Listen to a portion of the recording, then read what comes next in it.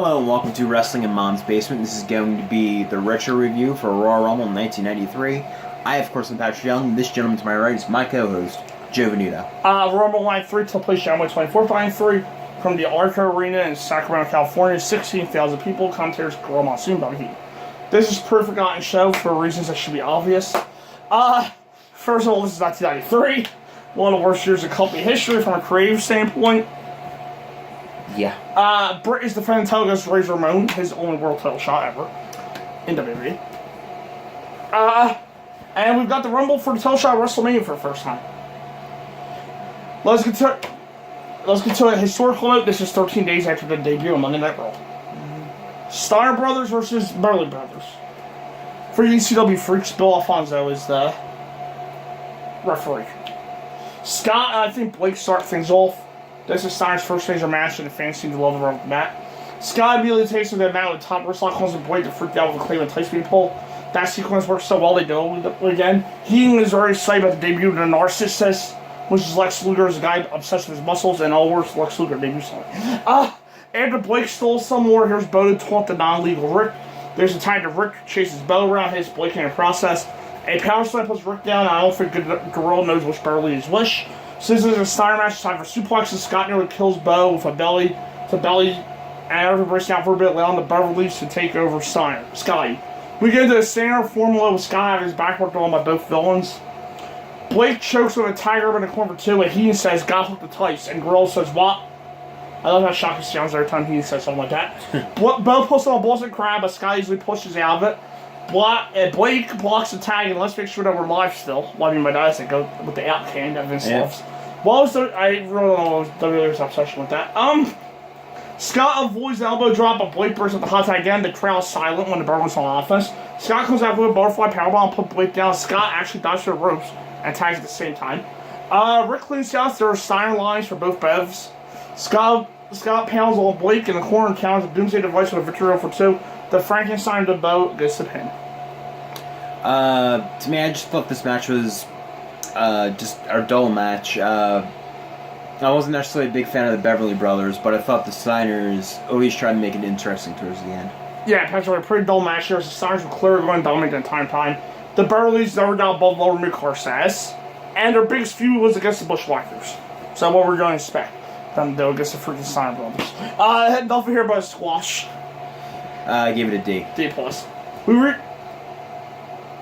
reached out the Rockers time together and were split. If my eyesight was correct, I believe you could have seen Shane Douglas as a jobber in one of their matches. So, I guess what then. After the barber shop in St. Janae was out for months, he finally returned. Superstar set the match tonight for the Stones Intercontinental title. During his return, Janae accidentally hit Sherry with a mirror, which is important to them for this match. Intercontinental title, Mark Janae was Shawn Michaels. Sherry is at ringside, with the question being, who will she side with? Why was she side with Mark anyway? I never got that. Apparently it's because Shawn never called her while she was in the hospital, which she was in because of Mark. Exactly. So why would she ever go with Janae? Apparently Janae was drunk during this match, by the way. So that might make things a bit funnier, nothing else. Janae controls the start, sending Shawn to the floor twice with a knee lift and a clothesline. Mari pushes Shawn down, four poses in the ring. He tries to punch off the top, but he's caught in the ribs on the way down. Shawn loads Mari on his shoulder, and one of the only times I can remember working, rams Mari's shoulder first in the post. The champ rams another shoulder post because he hit the right one first time, and you just don't do that. Back in, Shawn has a shoulder breaker before sending Mari to the floor, then back in, and the shoulder goes into the buckle, followed by a double axe handle right down one into it as well. We hit the arm bar, but Mari fights out quickly. He tries to come back and walks into DDT on the arm for two. Quick sidebar.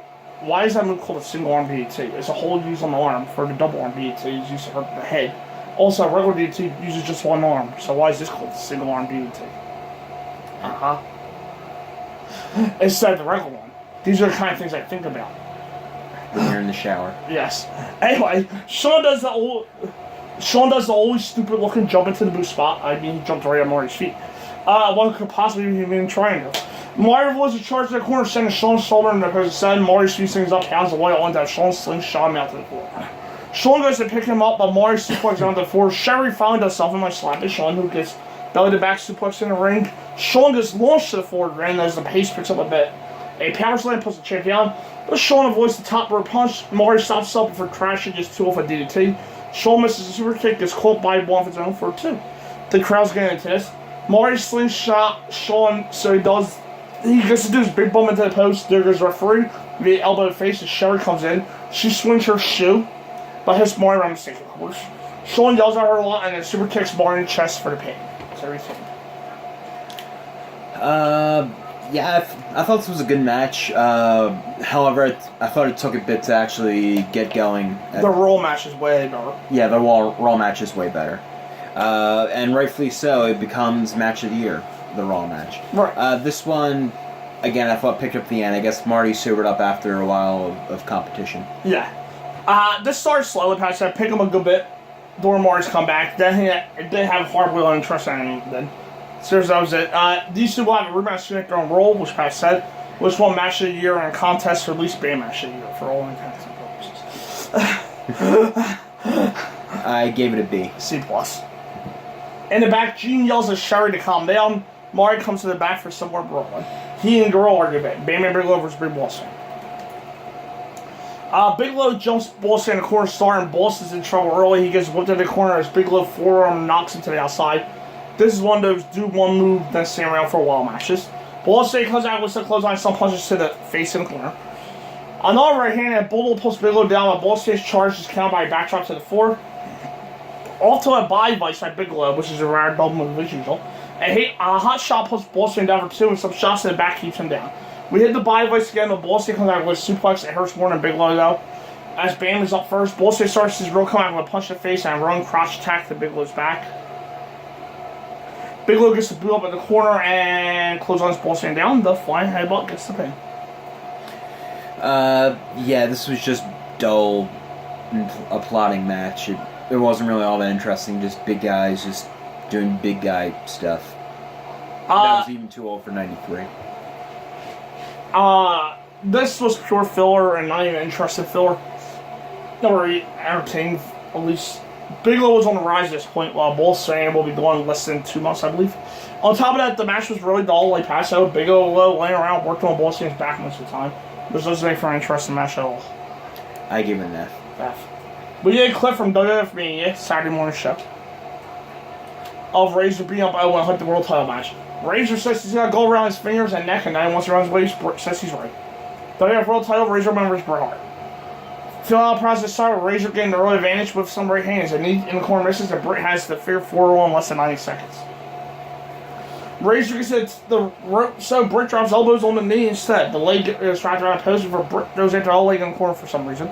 Ramon comes back with a whip to send Bret's ribs into the post. Now we get to the best part of any Bret Hart match, him getting the tar beating out of him. Some backbreakers on the floor to keep Bret down, and we head inside again. Razor pounds on the ropes some more, hits the full weight slammer 2. Hell Hart, Bret's mom, is in the front row. There's a chest first and a buckle bump from Bret for 2 more, and results in a downward stretch and all Razor trim. As always, Bret versus Holds into one of his own before the end it's over. Bret sends him forward by kick out, gets 2 on sunset flip.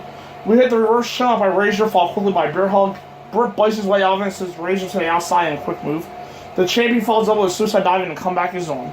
Bret pounds away in the corner over and reverse with the brawl. For Dino is a technical master, Bret brawled an awful lot. Not that he's bad or anything, but it happens really often.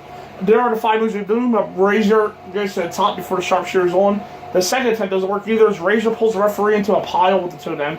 Ramon goes right back to the rosebud, and Bret's momentum is just stopped dead. A belly-to-back suplex is blocked by Bret into a belly-to-back suplex for 2 for the champ. Razor clotheslines Bret down, but Bret escapes the Razor's edge into a backside for 2. And pretty awesome ending. Bret counts a test of strength into a sunset flip and a sweep foot counter, followed by grapevine legs together on the mat, and turn Razor over to sharpshooter for the submission. Yeah, I thought it was a very good match. Bret made Razor look like he was on the level for actually just having started off for Razor. Yeah, this was my match tonight, by the way. Yeah, my match of the night as well. Yeah, Bret just made Razor look pretty good. Yeah, good match here, and then why did Razor not get more title matches? I know he was the kind of guy who made the world champion, but I told me that when the company was falling apart at times, they cut from him and there was a token challenger. I will blow him as a legit threat to any champion, but it never happened. I've never gotten that. Anyway, solid match shows you respecting you, so. I gave it a B. B. He unveils Narcissus, which is Lex Luger for a bunch of mirrors, lots of posing commences, and he sounds like he's in love. Well, at least extreme loss. Luger says he'll be dominant, not much here. Curtains lowered over Luger, and he actually gets on his knees, begging to see more. I heard overtones, but that was ridiculous. Here are Caesar and Cleopatra, the hype of WrestleMania. They read proclamation ballot, and this was really stupid. Rural. Ric Flair's number 1 and Bob Backlund dealing for career resurgence at the time is number 2. Backlund drops Flair over his shoulder and does his little dance. Flair pounds on the corner, but Bob back drops down. Papa Shango's number 3 and is stumped out by Flair in less than 30 seconds. Backlund is sent to apron first time's away. They chop out until Ted DiBiase, I believe, hit for the tag champions here. He's number 4. He makes fun of Backlund's adult team ensues, prompting Gorilla to threaten and knock Bobby out. Backlund's beating on even more until Brian Knobbs is 5. The Nasties are good guys at this point, and it happened to be fueling. Guess who he starts swinging at? Knobbs almost dumps Flair, but only gets sent to the apron, and things slow down for a bit until Virgil's 6. The face team up to fight the heels as not a lot's going on at this point. DiBiase tosses out Knobbs and we're down to 4 in the ring again. Here's the pre-new Jerry Lawler at number 7 and a huge cape. I think he's a heel here, but Ford grabs it for some chops almost immediately. Ford goes to the 4 for no rope, so Virgil goes after Lawler. Ford gets back in, Jerry immediately goes after him. Oh, never mind, he's praising Lawler. He was a heel, right? Well, I'm not sure if he was a heel. I'm not sure if he debuted on Raw yet as a heel. Mm-hmm. I didn't know if he was just coming from Memphis. That's why. Max Moon, presumably played by Conan, is number 8. He hits a few moves and is dumped by Lawler before anyone else shows up. Lawler's attire is really intricate here with lots of wearing on instead of the usual 2-color designs. I kind of like it for a change. Japanese legend Naraka Tenryu is number 9. And he just stood around a lot. He starts to chop off a Flair, as you expect him to do. Things slow down a bit until Mr. Perfect's number 9 at full sprint, and he even starts shouting, "Oh no, oh dear God, no." Perfect immediately goes after Flair as Rick goes to the top. There's a slam up the top, and the heading neck stack as he is having a heart attack. We heard about the Losers WWF match tomorrow on the roll between the two of them, which is a very rare match for some reason. Skinner is number 11, and he does nothing. Before Perfect shoves Flair out to a huge pop. Lawler looking very different here for some reason, and I can't place it already. Sale pounds away on Hayden, guys. We're back down to 6 people in there. That's usually the right amount. So thankfully they got in for the first third without things getting too hectic. Coco Beware and those big green pants of his are number 12. And he has another great quote, or they both do. Coco Beware to get WrestleMania to face Bret Hart. Gorilla says, "What's wrong with that?" He shouts it should be Ric Flair. Perfect drop kicks Skinner out, and not a lot's going on again. Here's Samu at number 13, giving us a group of Backlund, DiBiase, Tenryu, Virgil, Perfect, DiBiase. Apparently there's 2 DiBiases. DiBiase, Lawler, and Ware. Lawler and Perfect keep going at it, and a few that could have been amazing in Memphis. Berserker's number 14, as we need to get rid of some people in there. Lawler makes a charge of punch on Perfect, and there he goes. With Perfect distracted, DiBiase and Ware team up.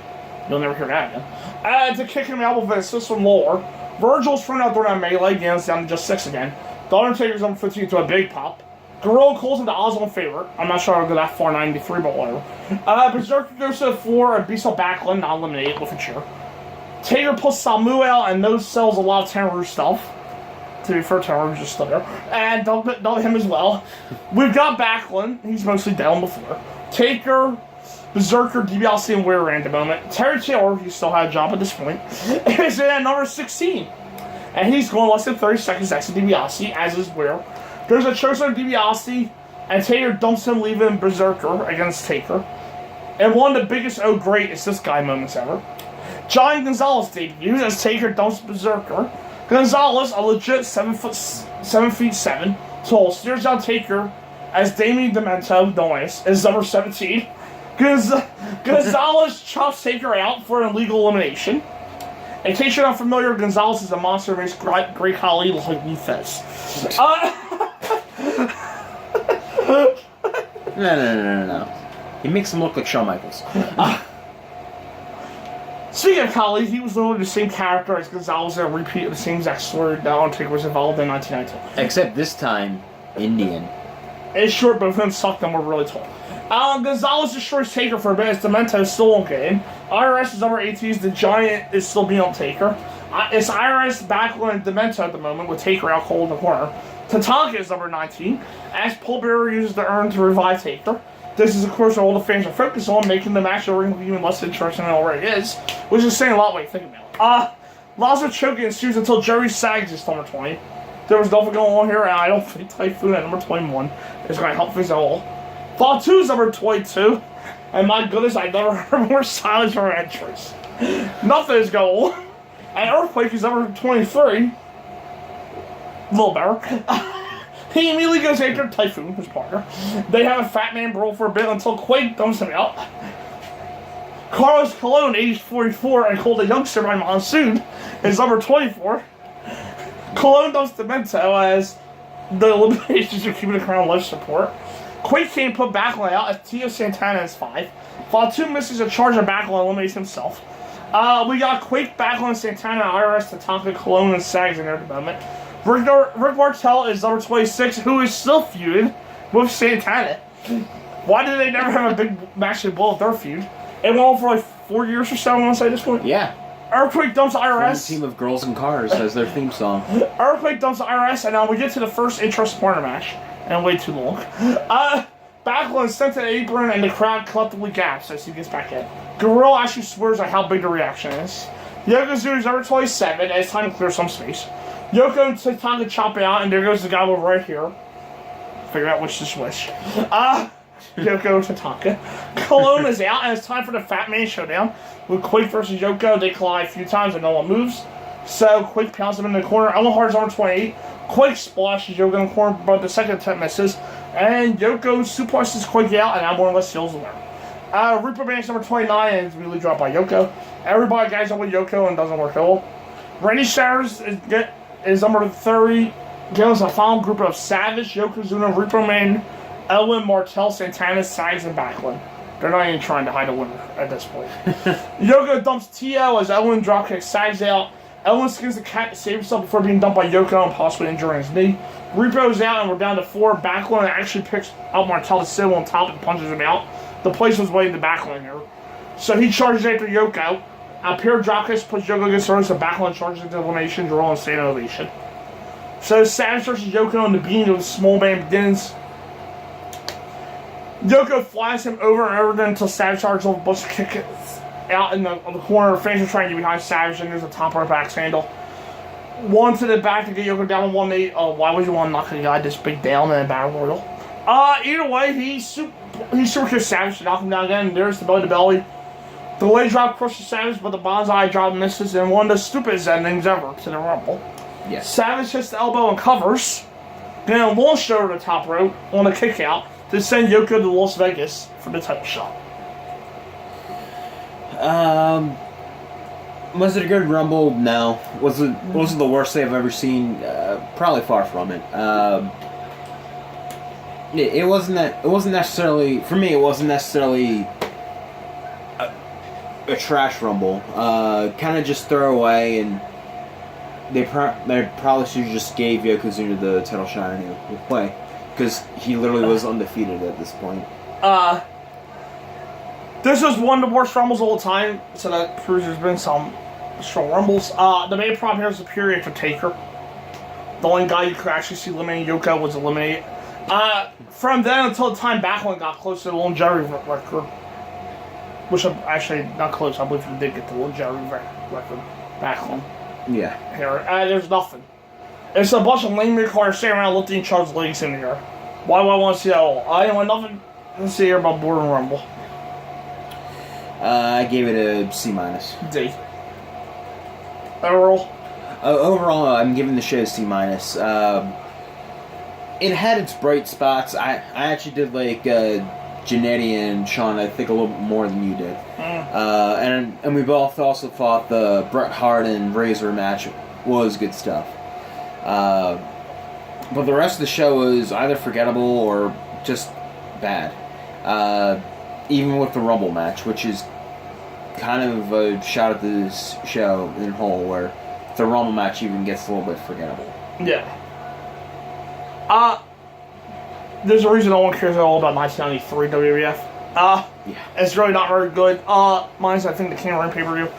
The title matches sure aren't bad, but other than that, this show's pretty freaking terrible. The Rumble sucks the life out of this show, as the highlights are a 2-minute segment between 4 and Perfect in the Rumble. And the Backlund part then. Well, the whole match is 6-7 minutes long. That doesn't hold up. So, Luke Shell here. Alright. So now our next pay-per-view, right? Mm-hmm. Yes. Well, my notes over here.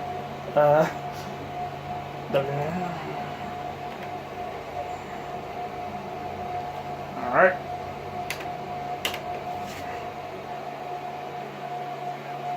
The big event in 1986.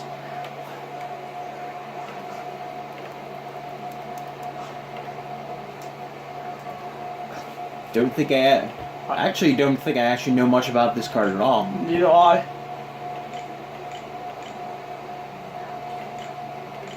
And this will be back for early schedule on Monday.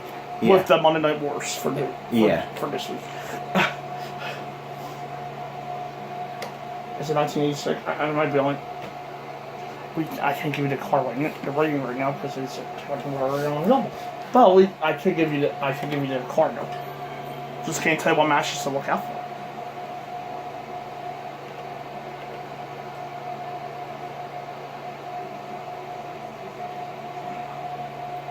Alright. The Killer Bees versus Jimmy Jack Funk and Haas Funk with Jimmy Hart. Are any of them Terry Funk?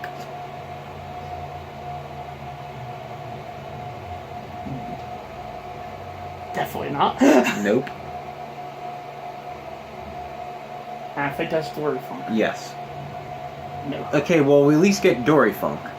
The Magnificent Morocco versus King Tonga. Is that Haku? Yes. Yes. Ted Arcadia versus Tony Garea. RC versus Tony Garea. Oh shit, I'm gonna watch my first Tony Garea match. Jack Hurdle versus Adrian Adonis. Dick Slater versus Iron Mike Sharp. Bobby Heenan, King Kong Bundy, and Big John Studd versus the Machines. That will be Axe. And Blackjack Mulligan. Okay. And Lou Albana. Ricky Steamboat versus Jake Roberts. Okay, that sounds like the best match so far. Billy Jack Haynes versus Ricky Steamboat versus Jake Roberts is a snake pit match. What's a snake pit match? It takes us to an article about gimmick matches. We don't know.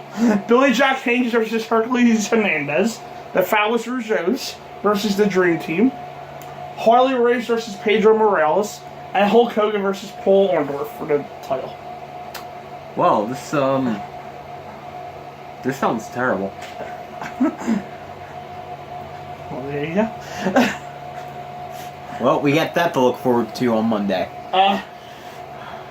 Well, for me tomorrow, so I can get it done.